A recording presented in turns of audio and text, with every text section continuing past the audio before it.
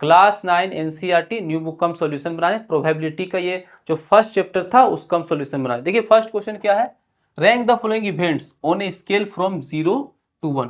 एक स्केल में आपको 0 से 1 तक आपको रैंक करना है, ये जो भी इवेंट दिया हुआ है, ठीक है। Label each event, impossible, less likely, equally likely, more likely, certain. ये 5 कैटेगरी में से आपको डिवाइड करना है कि कौन कौन क्या क्या होगा, ठीक है। Give reasons why you gave each event it's ranking, और हम रैंकिंग क्यों किए इसका भी रीजन देना है। देखिए आपको 5 चीज यहाँ समझना पड़ेगा कि इम्पॉसिबल किसको बोलते हैं, लेस लाइकली क्या होता है, इक्वली लाइकली क्या है, मोर लाइकली क्या है, सर्टेन क्या, ये क्या होता क्या है।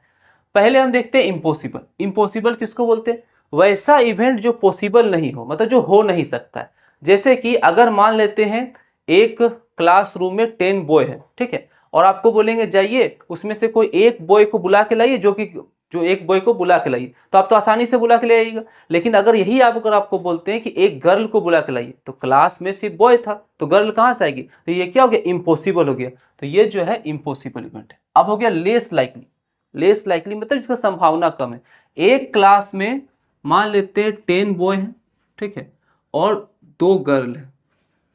लेस लाइकली मतलब जिसका संभावना है कम है। हम बोलते हैं कोई एक को आपको पिक करना है, तो किसको पिक करेंगे, अगर हम बॉय को पिक करेंगे तो उसका संभावना ज़्यादा है क्योंकि 10 है। लेकिन अगर हम गर्ल को पिक करते हैं तो टोटल 12 में से 2 ही तो गर्ल है, ठीक है, यानी इसका संभावना कम है, तो इसको क्या बोलेंगे, लेस लाइकली।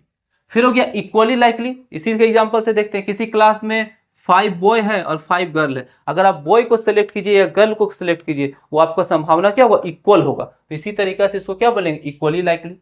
फिर होता है मोर लाइकली। मोर लाइकली मतलब जिसका संभावना ज्यादा हो। जैसे कि क्लास में शुरू में बताए थे, अगर 10 बॉय है 2 गर्ल है, अगर बॉय को सिलेक्ट करते हैं तो इसका संभावना क्या है, ज्यादा, क्योंकि बॉय ज्यादा था, तो इसको क्या बोलेंगे, मोर लाइकली।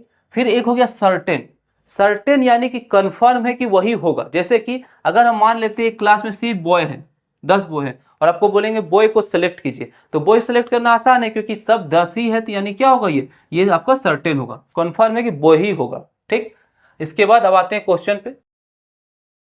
पहला क्वेश्चन है, the next Monday will come after Sunday. जो अगला मंडे है वो संडे के बाद आएगा। देखिए मंडे जो है वो संडे के बाद ही आता है, तो ये क्या होगा, ये आपका हो गया स्केल। अब देखिए स्केल क्या होता था, अगर जो भी प्रोबेबिलिटी एकदम कंफर्म है कि होगा, जो सर्टेन है, उसको हम लिखेंगे 1, ठीक, और जो है कि नहीं होगा उसको लिखेंगे 0। और प्रोबेबिलिटी जो है वो 0 और 1 का बीच में ही होता है। कुछ भी प्रोबेबिलिटी होगा 0 1, तो उसी तरीके से मोर लाइकली होगा तो नंबर देंगे, लेस लाइकली होगा तो नंबर देंगे। तो फर्स्ट जो था वो स्केल में 1 हुआ क्योंकि ये कंफर्म है कि संडे के बाद ही मंडे आएगा, ठीक है। और इसका रीजन लिखें, Monday always comes after Sunday in a week, ठीक। दूसरा क्वेश्चन पे आते हैं।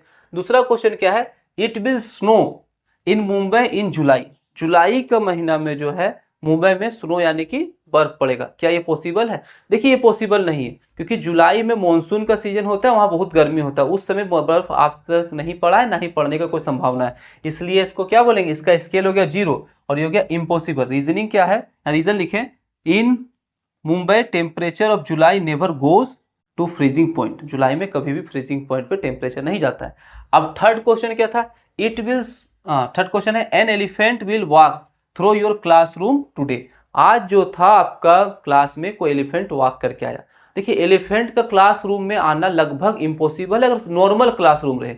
अगर मान लीजिए कोई ऐसा क्लासरूम बना हुआ है जिसका बहुत बड़ा दरवाजा है, बहुत बड़ा रूम है, तो वहाँ हो सकता है कि आ जाए, लेकिन ये संभावना बहुत कम है। तो इसका हम क्या लिखेंगे, इसका लिखेंगे लेस लाइकली। और ये साइन का मतलब होता है अप्रोक्सीमेटली, मतलब लगभग 0 का बराबर है, ठीक है। तो इसका रीजन क्या लिखें, in normal classroom elephant is not able to walk.